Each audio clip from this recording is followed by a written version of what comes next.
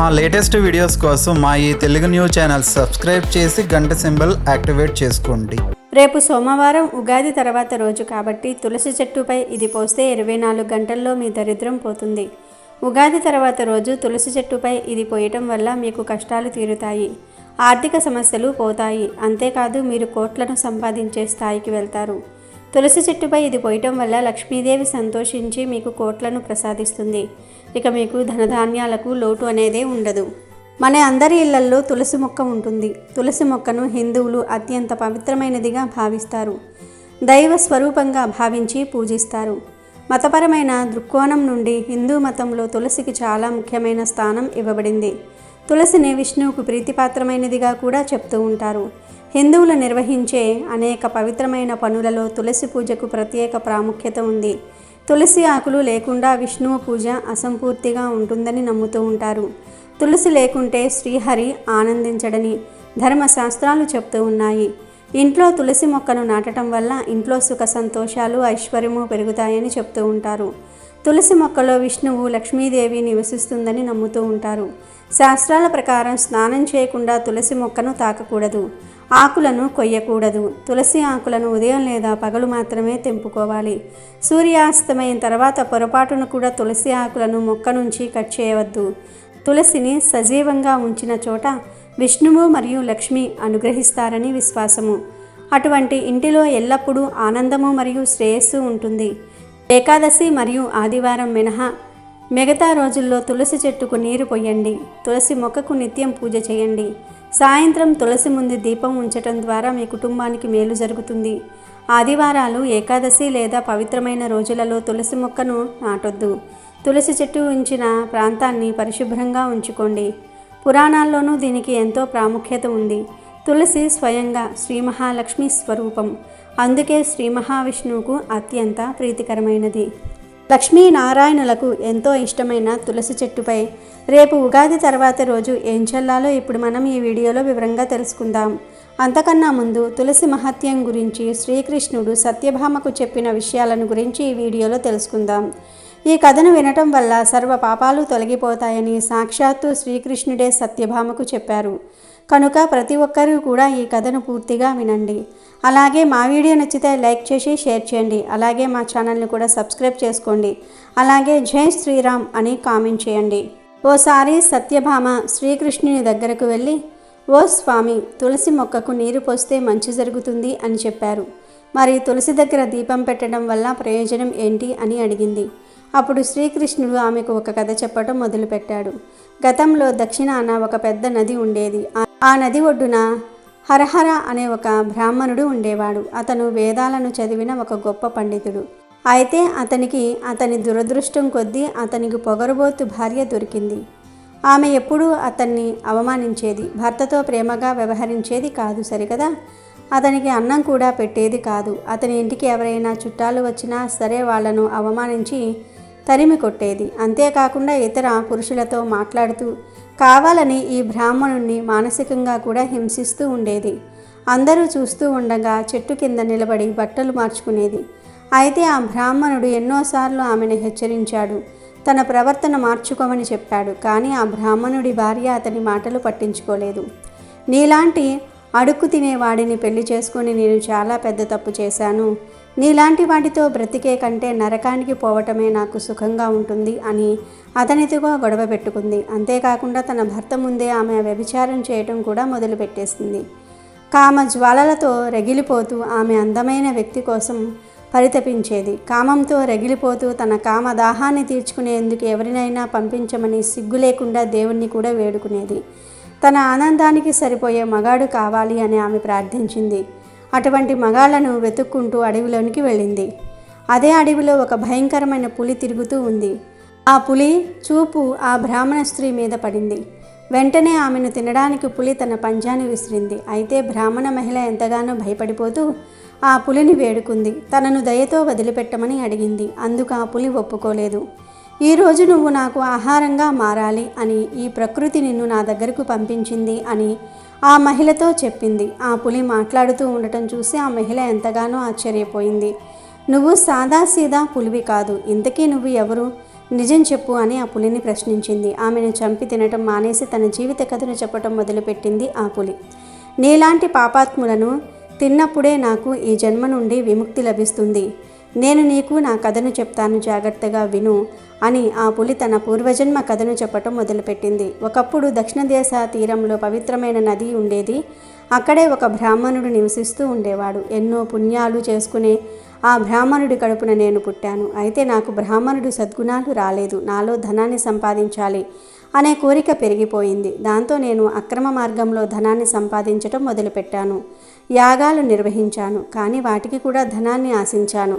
ఎన్నో పాపపు పనులు చేస్తూ పాపాత్ముల కోసం యజ్ఞాలు కూడా చేసి వాళ్ళ నుండి విలువైన దానాలు స్వీకరించాను. ఇలా సమయం గడిచిపోతూ ఉంది. నేను ముసలివాడినైపోయాను. కానీ నా మనసులో మాత్రం ధనాన్ని సంపాదించాలి అని అత్యాశ పోలేదు. ఓ రోజు నది ఒడ్డుకు వెళ్ళి కొంతమంది పండితులతో కలిసి సక్రమమైన పూజా విధానంలో కాకుండా తప్పుడు మంత్రాలు చదువుతూ పూజలు చేశాను. కానీ అదే సమయంలో ఒక వీధి కుక్క నా దగ్గరకు వచ్చింది. దాన్ని నేను తరిమి కొట్టాను, కానీ అది నా కాళ్ళను కొరికేసింది. కుక్క కాటుకు నేను అక్కడికక్కడే చనిపోయాను. నేను చనిపోయిన తర్వాత యమదూతలు ప్రత్యక్షమయ్యారు. ఇటువంటి పాపాలు చేయటం వల్ల నాకు యమలోకంలో ఎన్నో శిక్షలు వేశారు. కొన్ని వేల సంవత్సరాల పాటు శిక్షలు అనుభవించిన తర్వాత తిరిగి నాకు ఇలా పులి రూపంలో జన్మ లభించింది. నా పూర్వజన్మ గురించి నాకు బాగా తెలుసు కాబట్టి నేను పుణ్యాత్ములను చంపుకు తినను అని ఒక ప్రతిజ్ఞ చేసుకున్నాను. కానీ నీలాంటి పాపాత్ములైన వాళ్ళను మాత్రం చంపి తింటే ఖచ్చితంగా నా పాపాలకు ప్రాయశ్చిత్తం అవుతుంది. ఇలా చెప్పిన తర్వాత ఆ పులి ఆ మహిళను చంపి తినేసింది. ఆ తరువాత ఆమెను యమదూతలు తీసుకువెళ్లారు. నరకానికి వెళ్ళిన తర్వాత ఆమెను యముడు ముందు నిలబెట్టారు. ఆమె పాపకర్మలు చూసి చిత్రగుప్తుడు సైతం ఆశ్చర్యపోయాడు. ఆమె వ్యభిచారం చేయటమే కాకుండా భర్తను, అత్తమామలను నానా రకాలుగా హింసించి ఎన్నో పాపాలు చేసింది అని తెలిసి ఆమెకు ఘోరమైన శిక్షలు విధించారు. ఎన్నో సంవత్సరాల పాటు అగ్నిగుండంలో ఆమెను కాల్చివేశారు. ఆ తర్వాత ఆమె ఒక చండాలుడి ఇంట జన్మించింది. ఎలాంటి దాన ధర్మాలు, హిందూ సాంప్రదాయాలు తెలియని ఇంట్లో పుట్టడం వల్ల ఆమె 20 సంవత్సరాల వరకు కూడా ఎన్నో అవస్థలు పడుతూ బతికింది. ఆ తర్వాత ఆమె ఒక నది ఒడ్డుకు వెళ్ళినప్పుడు అక్కడ కొంతమంది స్త్రీలు తులసి మొక్క ముందు దీపం వెలిగించడం చూసింది. ఆడవాళ్ళందరూ కూడా తులసి మొక్కకు ఎందుకు పూజలు చేస్తూ ఉన్నారు అని ఆమె ఆశ్చర్యపోతూ వాళ్లను వివరాలన్నీ కూడా కనుక్కుంది. తులసిని పూజించడం వల్ల సర్వపాపాలు తొలగిపోతాయి అని తెలిసిన తర్వాత ఆమె కూడా తులసి ముందు దీపం పెట్టడం ప్రారంభించింది. ఇలా రోజులు, సంవత్సరాలు గడిచిపోతూ ఉండగా ఒకరోజు అనుకోకుండా ఆమెకు గుండెపోటు వచ్చింది. నిమిషాల్లో ఆమె చనిపోయిన తర్వాత ఆమె ఆత్మను నరకానికి తీసుకువెళ్ళడానికి యమదూతలు వచ్చారు. ఆమెను వాళ్ళు నరకానికి తీసుకువెళ్తూ ఉండగా వైకుంఠ ద్వారపాలకులు యమదూతలను అడ్డగించారు. మమ్మల్ని ఎందుకు అడ్డుకుంటూ ఉన్నారు అని యమదూతలు ప్రశ్నిస్తే అందుకు ద్వారపాలకులు, ఈ మహిళ ఎన్నో సంవత్సరాల పాటు తులసి మొక్క దగ్గర దీపం వెలిగించింది, పూజలు చేసింది కాబట్టి ఆమె చేసుకున్న సర్వ పాపాలు, జన్మజన్మల పాపాలు కూడా తొలగిపోయాయి అని ద్వారపాలకులు చెప్పారు. తులసి మొక్కను పూజిస్తే ఇలాంటి ఫలితం ఉంటుంది అని తెలియని యమదూతలు ఆశ్చర్యపోతూ మరిన్ని వివరాలు అడిగారు. శ్రీ సఖి శివే పాపహరిణి పుణ్యతే నమస్తే నారదనుతే నమో నారాయణ ప్రియే అని జపిస్తూ తులసికోట ముందు రోజు ఎవరైతే దీపం వెలిగిస్తూ ఉంటారో వాళ్లకు సర్వ సౌఖ్యాలు కలుగుతాయి అని, వాళ్ళ పాపాలన్నీ కూడా తొలగిపోతాయి అని ద్వారపాలకులు చెప్పారు. అంతేకాకుండా తులసి మొక్కను పూజిస్తూ ఉన్నప్పుడు విష్ణుమూర్తిని కూడా స్మరించుకుంటూ ఓం నమో భగవతే వాసుదేవాయ నమః అనే మంత్రాన్ని జపిస్తూ ఉండాలి. ప్రతినిత్యము సూర్యాస్తమయ సమయంలో, సూర్యోదయ సమయంలో కూడా తులసి కోట ముందు దీపాన్ని వెలిగించి విష్ణుమూర్తిని స్మరిస్తే ఎంతో పుణ్యం లభిస్తుంది. సకల జన్మల పాపాలు కూడా తొలగిపోతాయి. వ్యభిచారం చేస్తూ భర్తను హింసించిన స్త్రీ ఏ విధంగా అయితే తన కర్మ ఫలితం నుండి తప్పించుకుందో అదేవిధంగా తులసి మాతను పూజించి గౌరవిస్తే ఎంతో శుభం కలగడమే కాకుండా ఇంట్లో కూడా శాంతి, సౌఖ్యాలు కలుగుతాయి. అయితే తులసి మాత ముందు నెయ్యితో చేసిన దీపం కానీ, నువ్వుల నూనెతో కానీ దీపం వెలిగించాలి. ముఖ్యంగా ఆవు నెయ్యితో దీపం వెలిగించడం వల్ల అత్యంత శుభ ఫలితం కలుగుతుంది.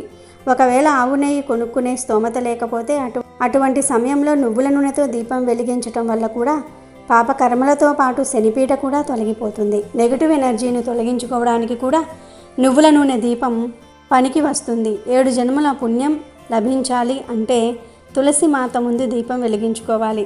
దారిద్ర్యం దరిదాపుల్లోనికి కూడా రాదు. ఇంట్లో కూడా ఎప్పుడూ సుఖ సంతోషాలే ఉంటాయి.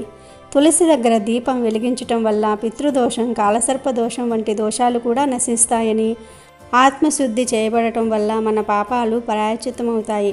ముఖ్యంగా జీవితపు చివరి రోజుల్లో ఉన్న వ్యక్తి తులసి ముక్క ముందు దీపం వెలిగించి శ్రీ మహావిష్ణువును స్మరిస్తూ ఉంటారో వాళ్లకు మోక్షం ప్రాప్తిస్తుంది.